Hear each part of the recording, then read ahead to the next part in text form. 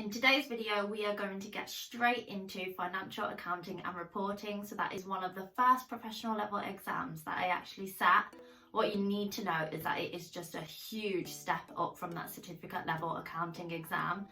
Honestly, I just can't even stress how much of a step up it is. If you've seen it and gone through a past paper, you'll see that a past paper is literally pages and pages of exhibits, and it's just so different to those multiple choice questions that we were used to.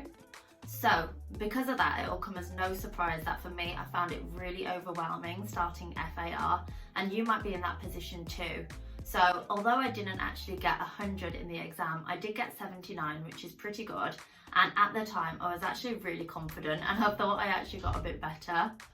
I mean, a pass is a pass, and what I have learned is really just a great revision strategy that I'm here to share with you. If you are feeling overwhelmed and you don't really know where to start, or if you do have your exam coming up, just make sure you're doing these things along the way and you should definitely be on track to passing FAR.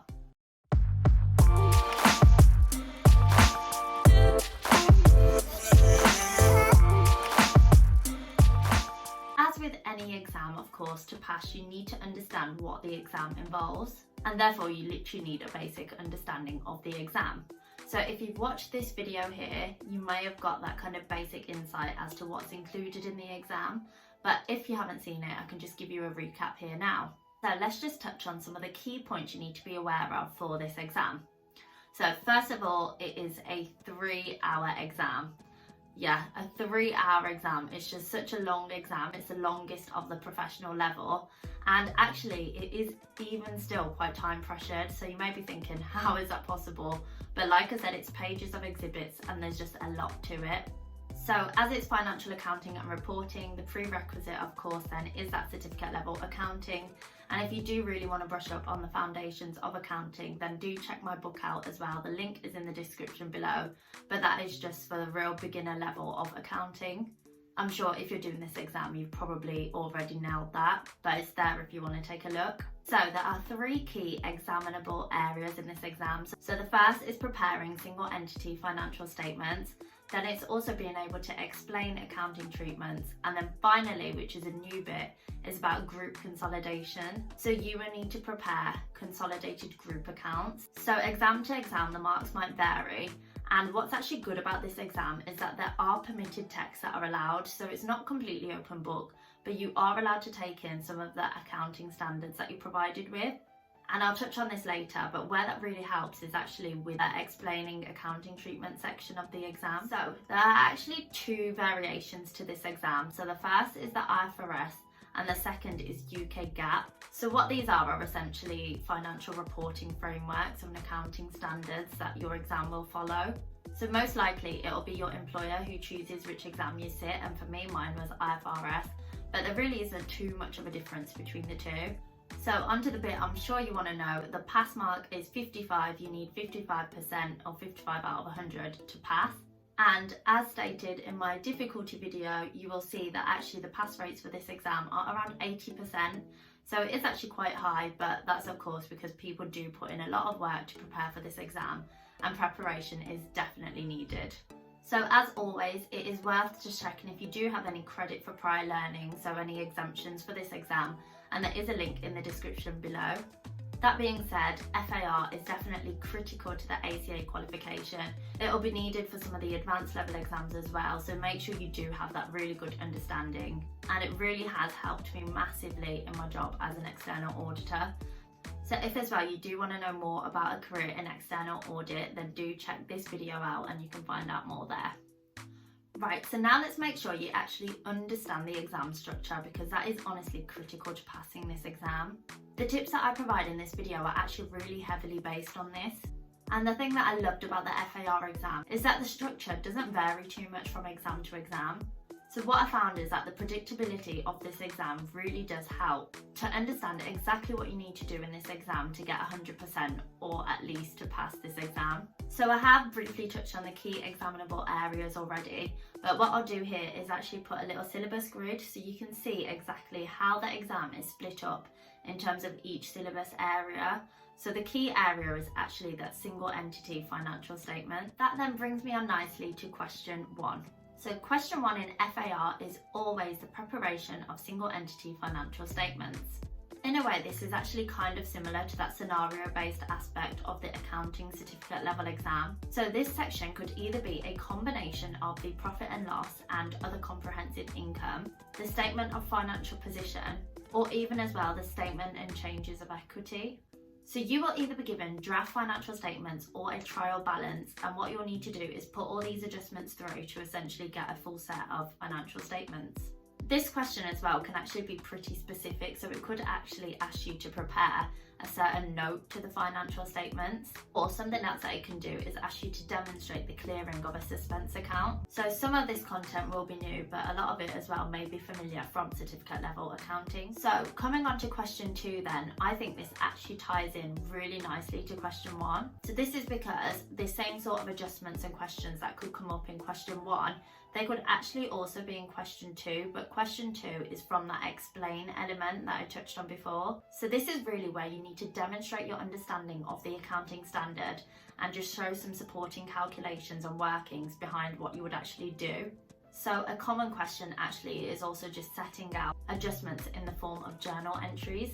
So I think initially question 2 is one that I would kind of just miss out, but I think it's actually really important to just do it as you go along and actually give it time, because doing that means that you're also actually covering part of question 1 and question 2. So it does really fit in nicely together. So before we actually get on to those consolidated group financial statements, there is actually also a question 3. So what I actually found is that this question was honestly just the most random of all of them. And so what that of course meant is that it was definitely harder to predict. So in this question, you could be given single or mixed topics where extracts and calculations are likely to be needed. So a while back when I was putting the blog together, so you can see the link in the description below, I found that actually quite a lot of the question 3s were around consolidated statement of cash flows. And that was honestly something that I always did just dread. I don't know why I had a block against cash flows. I feel like most people do.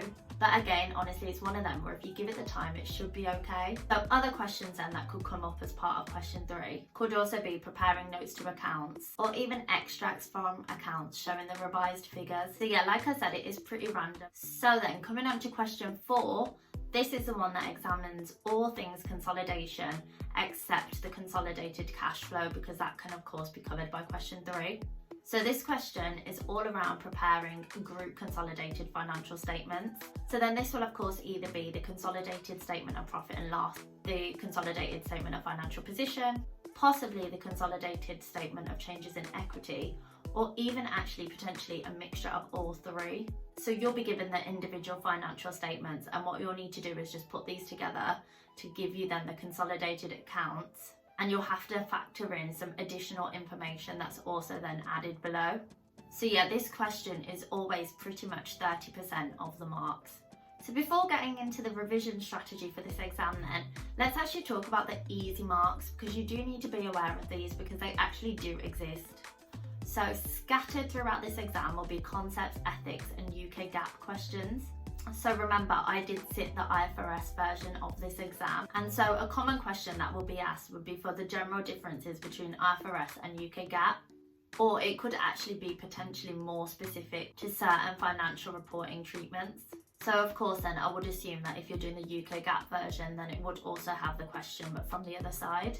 So the reason why I call this the easy marks is because I do strongly believe that you should definitely be getting more than 55% in this short section. So this is about 10% of the exam, and you should definitely be getting as close to that 10% as you can. So that is of course assuming that you don't just neglect it and leave it to the end. But honestly, there's just never too much to this area. I think there's only a certain amount of ethics questions that they can ask. And what's really good about ethics is that it's just worth nailing now, because it'll come up in the rest of your professional level exams as well. Some might be a bit different, so those tax exams have a bit of a different angle, but it definitely is just worth nailing ethics early on. If you do kind of practice enough of these questions, you'll get a real gist of how to answer it. So anything that's thrown at you in the exam, you should be able to kind of approach in a confident manner and know that you will be scoring a lot of the marks. One mark that I would always never forget is just to make sure that you call the ICAEW helpline. So hopefully that gives you at least half a mark. Okay, let's talk revision strategy. So I am going to give you my best tip first. So If there's one thing to take away from this video, take this away. And that is to practice one consolidation question a day or as frequently as you can. So to give you the motto or the quote for this exam, it literally is a consolidation a day keeps the resit away. And that's something that one of my accounting tutors said to me, and honestly, I've never forgot it. It's literally exactly what I did. I lived by that, and I really do strongly believe that's what's made me a lot more confident for this exam. I really do just highly recommend doing this, because the more practice you do on this, you pretty much are guaranteeing yourself 30% of that exam, or as much of that as possible. Having pretty much 30% of the exam in the bag then means that you are well on your way to passing. But yeah, it definitely is just worth getting on those consolidation questions. So honestly, just what I really loved about the consolidation question is that paper to paper, there really weren't that many surprises. There are just a lot of steps to the consolidation questions, but the more you practice it, the quicker it gets, and it literally does become like second nature. And you definitely do want to cut time where you can, because like I said, it can actually be quite time pressured. Nailing the consolidation as well now will really help you with that corporate reporting exam, so the advanced level exam. That is open book though, and admittedly I literally did just forget so much of it, but it did come back to me, so it is just really good to just honestly nail this now when you can. Next tip that I can give you in terms of FAR overall then is just to practice as many ICAEW Question Bank questions as you physically can. So if you can, I would honestly advise trying to go through this question bank at least once. So you can actually find in a few of my videos, probably this one, you'll find how I went about planning my question bank questions, and just working backwards from the exam date and using a weekly planner to just make sure that I was on top of this. So if you do want a weekly planner, do check out the link in the description below. So it's not actually only the consolidation questions that you can do pretty well in. And do you know what? You can actually do pretty well in the explained questions. So like I said, these are the ones that do tie into question 1 as well. So if you do have a really good understanding of the accounting standards, you should be well on your way to doing good in this exam. So why these explained questions are particularly good is because there are actually more marks available to you than the maximum marks you're allowed. So that really means you can hit a lot of different points and maybe max out here, or at least get more than 55% in these areas. So like I said before, don't leave it to the last minute, because writing these explained questions are actually a bit of a skill. So what you should really try and do is just brush up on your wording as you go along. And like I said, I ended up actually liking this part of the exam, because I knew that as I was getting good at these questions, it meant that I was actually understanding the content a lot more. So what I would definitely recommend doing is to recap the content when you find that you don't understand something. I think this exam really does make it clear who understands the standards and who doesn't. So do make sure that you are one that goes back and looks at your notes and tries to just really understand it, and then go back to the questions. So remember, you are not completely alone for this exam. You do have those permitted texts that you're allowed to take with you. So where I would say to really try and draw on this is in those explained questions, just to get that extra bit of narrative. So you may be thinking, where do I start with these? There's just so many, there's like 3 different books and I don't really know what to do. So I guess for me, I studied with Kaplan, and Kaplan provided a highlighting guide. So I just did go through and just highlight exactly as I was said to do and tab it up as per that guide. So what that allowed me to do then was just literally find where the standard was and just pull out any kind of good narrative that I thought would be relevant in the exam. So if you don't have any type of guide, then I'd just suggest going through the key standards and just seeing what is kind of good to pull out. So such as the basic rules, as in IAS 37 or IFRS 5. I think it is just really good to just sometimes just have that contents page with you as you're practicing questions, because you can then really see how things just fit together, and you'll just get quite quick at going to your open book when you need it. It's actually as well pretty good. I think it might be part B of those permitted texts. And remember, I'm talking about the IFRS books here, but I think they do actually have model primary statements. So for example, a profit and loss, I think it should just be in there. So I think you can kind of just copy that out if you need a template, if you can't really remember it. But hopefully by the exam you've practiced enough, and you definitely should. But back to those explaining questions then, where I thought these books were just really good is because I thought it just made my answers seem more professional. So, I mean, putting in standards names such as IAS 16 and things like that, just dropping that in, it just shows the examiner that you know what you're talking about, you know which standard your answer's in line with. And so it really does just give a better impression, and you are more likely to probably pick up marks. Okay, of course not if you're identifying the wrong standards, but hopefully you're okay and it is just pretty clear which one it is.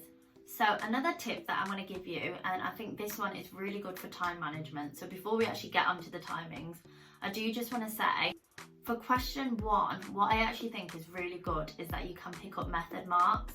So to be honest, actually thinking about it, it's more than question 1. You definitely can in that consolidation question as well, and just kind of throughout. But I think in question 1, definitely, it's just so important to make sure you're not just doing your adjustments on some paper and then just plugging your answer into the exam with like no explanation of your workings. Method marks probably will really carry you through this exam as well, because you can get follow-through marks. So what I'd advise then is just don't waste time writing out parts of the financial statements that aren't needed. So make sure you read the question carefully and see what they're actually asking for, and then you'll know when to start and what to start putting together. So the way that I personally would go about it, and the way that I actually did go about it, was I wrote out all of the relevant required statements, and then I started working through all the adjustments. So you should have your workings, and then you should also be filling out the faces of the statements as well as you go along. So remember, do just show your workings.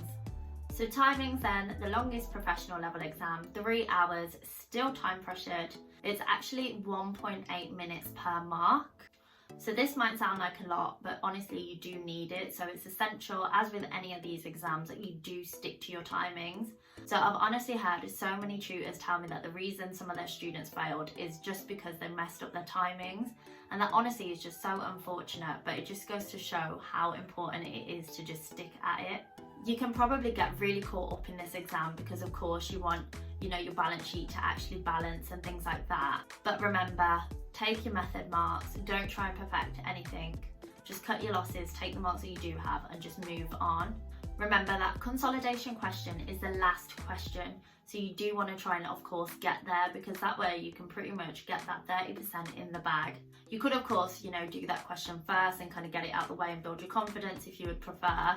But I think where that's a bit scary is just if it's harder than you've expected, and then you get a bit nervous and things like that, because then that question that was meant to kind of be your safety net is one that's kind of thrown you. And then, yeah, kind of happened to me for corporate reporting. I'm not going to talk about it now.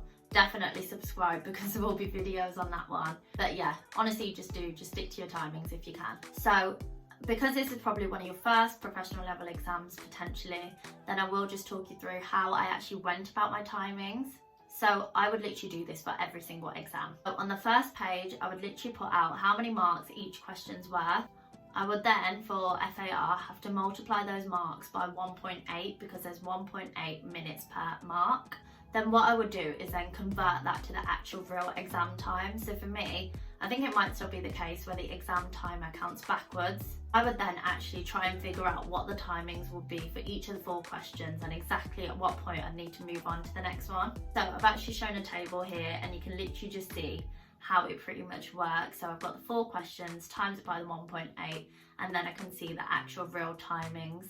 That way I can just put it into practice. Right, before I leave you for this exam, I do really want to stress how important it is to practice on the ICAEW software. So this software is literally always changing, and if you've done no professional level exams before, you're not going to be familiar with it because it's very different to the certificate level, predominantly multiple choice exams. So I would honestly, from day dot, as soon as you start practicing questions, try to do it in the ICAEW software. So I've got a link in the description below to how you can access that.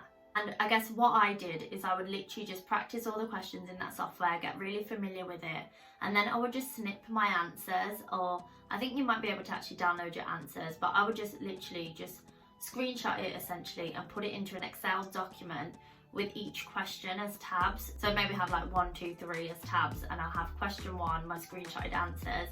And within that Excel spreadsheet then, what I could do is just write up kind of my marks and where I was going wrong, and I'd just have everything in one spreadsheet. So I can just click through and just have a file of all my past paper question practice. So yeah, you don't have to do it like that, of course, but that is something that did work for me. But yeah, like I said, the software is always changing. It's changed so much from when I did it. And I actually was involved with some software testing. So the link is in the description below to a blog about that. Probably won't do a video about it because it's less relevant now. But yeah, you just don't want to be in the position where the reason you do slip up in this exam is purely because you didn't get to grips with the software. So yeah, I think it does look more similar to Excel now, so hopefully it's not too unfamiliar. So literally there you do have it. Those are all of my tips to pass FAR. And hopefully what it just goes to show though is that if you do put the time into this exam, it should definitely be one that you should be comfortable passing. Even if you do maybe have a couple of weeks left, just remember to take away that consolidation a day. It's not too late. Do just get straight stuck into that, because that is honestly key as well. So like I said, try and do as much question practice as possible, and make sure as well you're really debriefing your answers. Make sure you know exactly where you're going wrong and learning from those mistakes. So this exam, it's not one with loads of surprises. You do just need to put in the time, understand what's going on, understand the logic and the content really well.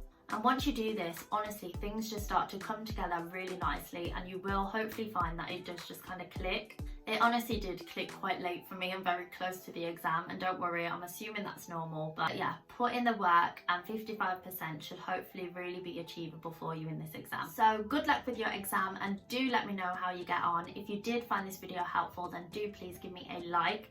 Any questions, any at all, drop them in the comment box below. I'd be happy to answer those, and I will definitely be back with more videos. I might do them in a random order in terms of passing advanced and passing professional, but the blogs are all already there. So do just go to dragsjourney.blog, link is in the bio below and you can find those. But yeah, back with many more videos, so do make sure to subscribe, and hopefully I'll see you again soon. Thanks.